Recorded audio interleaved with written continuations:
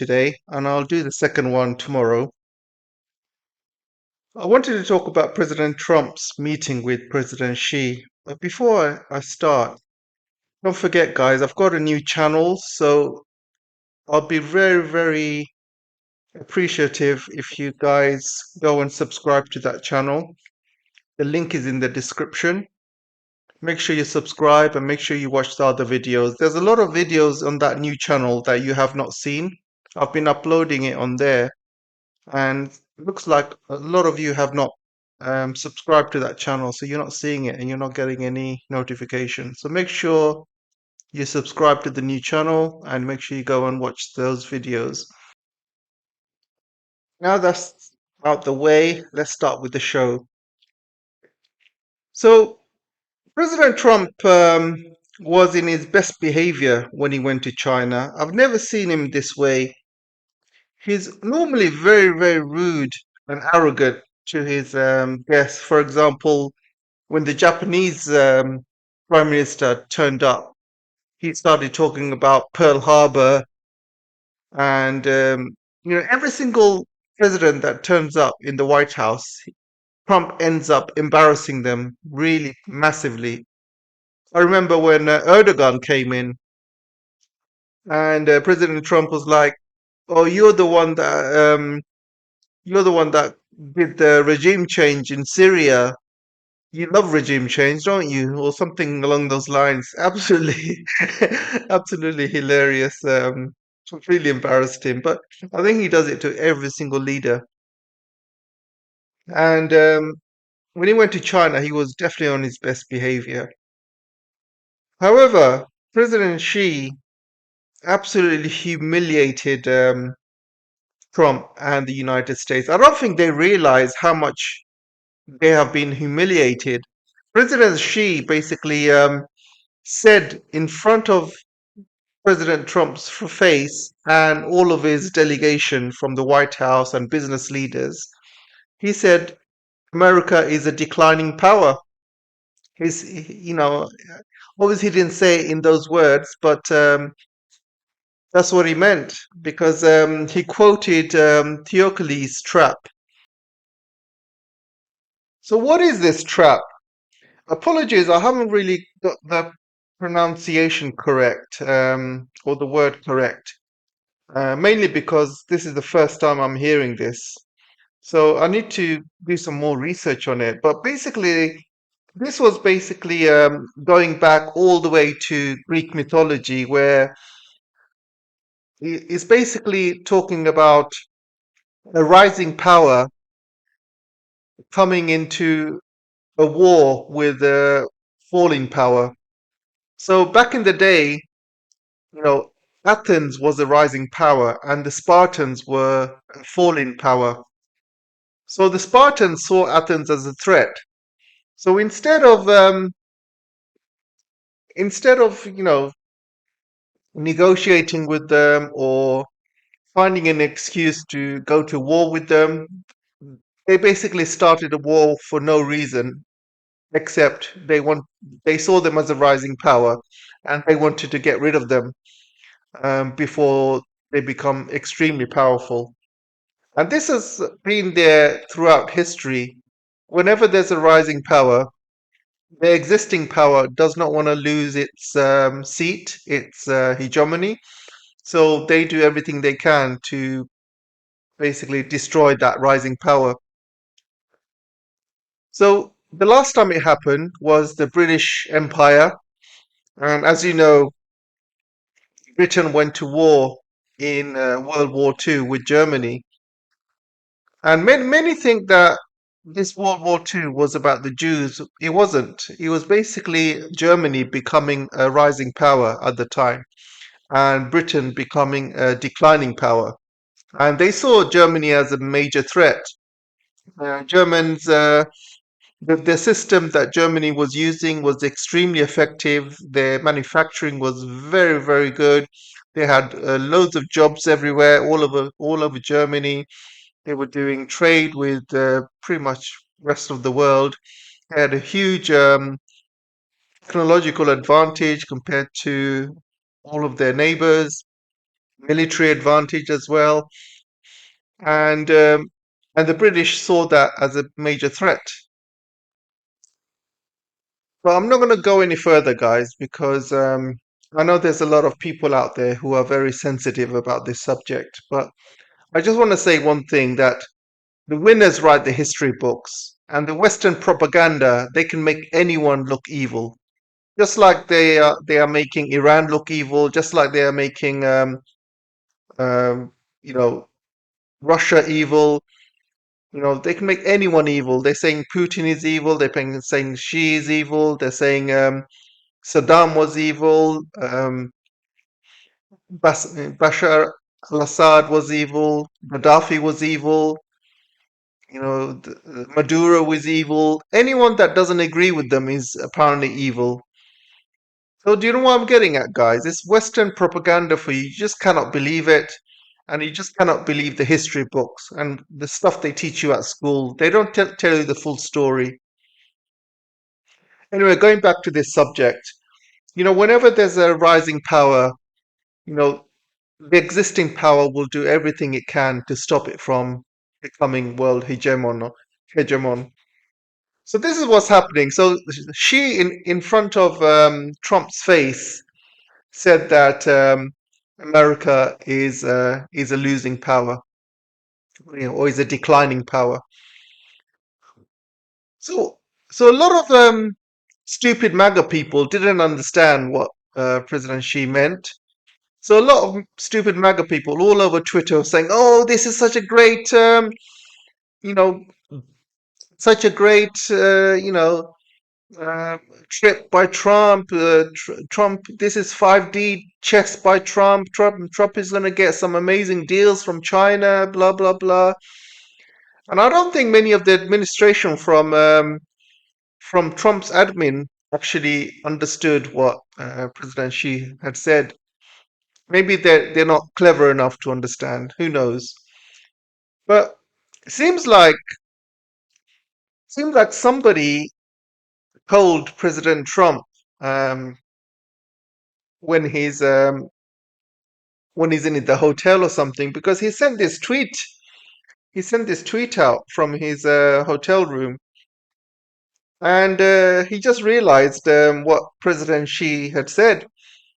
And in his tweet, he says, when President Xi elegantly referred to the United States as perhaps being a declining nation, he was referring to the tremendous damage we suffered during the 4 years of sleepy Joe Biden from the Biden administration. So he's basically blaming America's declining powers to Biden's, and he's calling him sleepy Joe Biden. But I've seen Trump sleep more than Joe Biden has ever done. Every one of his press conferences, I always see him like nodding off and falling asleep. And it's all over Twitter. You just have to go on Twitter and just put Trump asleep, and you will see, you know, at least 10 different occasions where he just falls asleep on these press conferences in the White House. So he's blaming Biden for calling the United States a declining power. He doesn't want to blame himself. And then also, President Xi has also said that I think he said basically, the illegal sanctions against Iran must stop, and I believe they said something along the lines of nuclear weapons must never be used. And along those lines, something I haven't seen the Chinese readout yet, but I've just seen someone mention it, and I have seen I think, was it Pepe Escobar talking about it. But anyway, I will have to double check that, guys. So I mean, all of this news I'm just getting now, so I have to do a little bit more research and find out exactly what was said and what was not said. But it sounds like Iran was mentioned because Trump is mentioning it in his tweet. And in his tweet, he says, the military decimation of Iran to be continued That's what Trump says. So basically, he wants to carry on with the war in Iran, and I think it sounds like you know. So there's lots of chess pieces moving along, guys. So during the meeting with Trump, President Xi said that Taiwan is a red line, and I'm pretty sure I read somewhere they mentioned that the sanctions against Iran must end, and there must be no nuclear attack against Iran, and we want the whole region to be nuclear free. And when China says that, they usually mean the whole region should be nuclear free. That includes Israel and that includes Iran. I think that's what they meant. So they didn't really say Iran, should capitulate, should listen to whatever America said. No, China would never do that. End of the day, Iran is a very important ally to China, and China always checks their words very carefully before they say anything. So it looks like Trump got very angered by this statement by China. So I think he's lashing out. He's saying this is going to be the decimation of Iran to be continued. So obviously, when he goes back to United States, I think he's going to look to attack Iran again. And I think he will sell weapons to Taiwan. By the way, he's not mentioned anything about Taiwan, but he would have been a hero in China. He would have been an absolute hero. Let me show you this, guys. Um, yeah, this one. So some reporter asked him, "How was the talk, sir?" And Trump said, "Yes, very nice. China is awesome." And the journalist says, "Did you talk about Taiwan?" And Trump was silent. And another journalist says, "Did you talk about Taiwan, sir?" And Trump ignored him and was again very silent. So Trump would have been an absolute hero in China if he just responded to that journalist and said, "Taiwan is a part of China and we believe in the one China principle." That's all he had to say. That's all he had to say. That, and he would have been a hero, absolute hero in China. Staying silent means, you know, obviously, there's some dodgy dealings going on. He doesn't want to say anything, or he doesn't want to admit anything. He doesn't want to deny anything. He wants to keep things basically, you know, 50-50. It's either one way or another. We might help, we might not help. We might give weapons, we might not give weapons. We might, join in a war, we might not join in a war. That kind of inconsistency. And President Xi did warn President Trump and his administration about Taiwan. He did say that, you know, Taiwan is a red line, and the United States have to tread very carefully in Taiwan. One wrong move could lead to war along those lines, along those words, not exactly those words, but those kind of words. And again, he said it in front of Trump. And this graph tells you exactly who, who was the real leader in the room. Trump was very, very subdued. He was very subdued. He was him and everyone else. They were totally in awe of China and probably in shock because a lot of them have never flown to China for a long time. Maybe some of them flown over 10 years ago, but China's changed a lot in 10 years.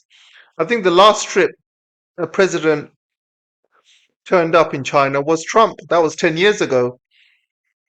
And yeah, United States presidents hardly visit, China. And the other president who visited China was Nixon. And I can't remember if any other presidents visited China, to be honest. I'll have to double check. So let's look at this graph. Trump, he called President Xi a friend. President Xi did not call Trump a friend, by the way. So if you remember when President Xi meets Putin, he always refers to him as a good friend and, and a very, very dear friend. I think along those lines, he refers to Putin very, very well, very, very good friends, basically. He didn't call Trump a friend. Only Trump is calling Xi a friend. But everyone knows Trump is lying. Trump called him a great leader. If you notice, President Xi did not call Trump a great leader. President Xi always, he's always careful with his words. He not once said that Trump was a great leader. And President Trump called him an amazing man. I think this is the language a school kid would use. Again, President Xi never called Trump an amazing man. And President Trump says he promised a big fat hug. Oh, it's so funny. Um, you're not going to see President Xi hugging President Trump. Like Modi does his hugs, or that Japanese Prime Minister does her hugs. You're not going to see President Xi hugging anyone, to be honest. And so he says here, no concessions, no wins, no leverage. Exactly. The United States has got no leverage whatsoever. When when Trump first went to China 10 years ago, back then United States had a lot of leverage, guys. Back then, you know, China was dependent on US technology, like Huawei was dependent on US technology, and nearly all the companies in China were using semiconductors only bought from US and a lot of other important technologies as well. So China was very, very dependent on American technology, and a decouple 10 years ago would have been a disaster for China. And because of Trump's trade war, China realized they have to be self-sufficient. So it took them 10 years and they finally done it. And now, after they've become self-sufficient, Trump has realized he's got no cards to play with. He cannot contain China anymore. He's got nothing to play with. So he's absolutely got no cards. And I think Trump is a bit shocked from his first trip compared to his trip now. He's absolutely shocked how fast or how far China has come. And again, he says here Trump looks desperate, he looks weak. He tried his funny hand movements, shaking hand movements. I don't know if you notice when Trump shakes people's hands, he uses this funny trick. It's really childish, by the way. A childish trick. He tries to pull the hand into his body, and he plays like a tug. He plays like a tug of war with the hand when he's shaking. He's very, very childish, guys. Very childish. And he was doing that, and he looks very, very desperate throughout the trip. And President Xi was direct, like I said. He talked to him about Taiwan. He mentioned red lines there. He talked about Iran. He talked about obviously US being a declining power. He never said that to any US president before. This is the first time, and this is the first time any leader in the world is saying this to Trump in his face, by the way. No other leader would say this in Trump's face. No other leader would dare to. There was also like some incident in there were some American security guards trying to go inside the palace with guns, and the Chinese security stopped them. And the American security guy was like, "We carry guns everywhere where we go." And the Chinese security said to him, "Well, this isn't the Wild West. This isn't Texas, by the way," or something along those lines. And they had a minor altercation. and some swear words were being thrown, some F words were being thrown. This was filmed, by the way. So there was some, obviously some altercations happening. The big business leaders, apparently, some of them have made some wins, like Boeing. Boeing managed to get like 200 airplanes, I believe. Let's just see. So I think Trump here mentioned that Boeing will get 200 airplanes. But I don't really mind, to be honest, because end of the day, guys, even Airbus, you cannot trust Airbus. Only a few days ago, the one of the executives in Airbus admitted that Airbus has got a kill switch, which means they can remotely shut down any Airbus they've sold to China remotely. So all those Airbus planes can be, shut down or triggered, switched off, even in the middle of a flight. So it's very, very dangerous to have Western technology. But the C919 that China has, that's still going to take time because it takes time to make these planes. So, you know, even with full capacity, it's going to take at least 10, 20 years to have enough planes to replace, Boeing or Airbus. So right now, China needs planes, so they can either get it from Airbus or they can either get it from Boeing. And they cannot trust Airbus either, so they might as well just buy some Boeing and buy some Airbus. Let them fight with each other. But it's not a big deal end of the day. This is something China will do just to give Trump a bit of a face-saving exercise. They also agreed to buy some oil and gas, which is fine from United States. I mean, they need oil and gas, especially in this climate, and obviously it will make the Americans happy. And they also agreed to buy some extra soybeans, which is fine. And I believe they might be using some Nvidia chips. Not the biggest companies, but I think some smaller companies might use the Nvidia chips. It will be useful for them. For example, if there's a new deep seek company, AI company, and is using the latest Nvidia chips, then that company will have an advantage. So I don't, you know,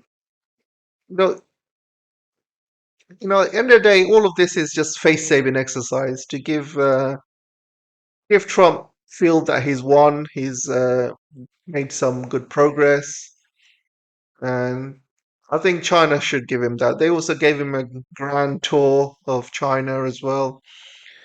So this is what China does. They throw banquets, they throw tours, they make you feel special. It's all part of Chinese diplomacy, 5,000-year diplomacy. This is what they've been doing. Every single leader, not just Trump, any leader that goes to China gets the same treatment. No leader is above any other leader. So what else did I want to talk about? Oh yeah, so Trump apparently this is Trump's first time drinking alcohol in China. No, Trump said that he doesn't drink alcohol in the United States because his brother died of alcohol poisoning, and um, and there he is drinking alcohol in China. A lot of people are saying he's lying because he also said he doesn't R, he doesn't rape. You know what I'm trying to say, guys? RAP. We can finish the last word. He also says he doesn't do that, but everyone knows he does. So you cannot really take uh, anything he says face value.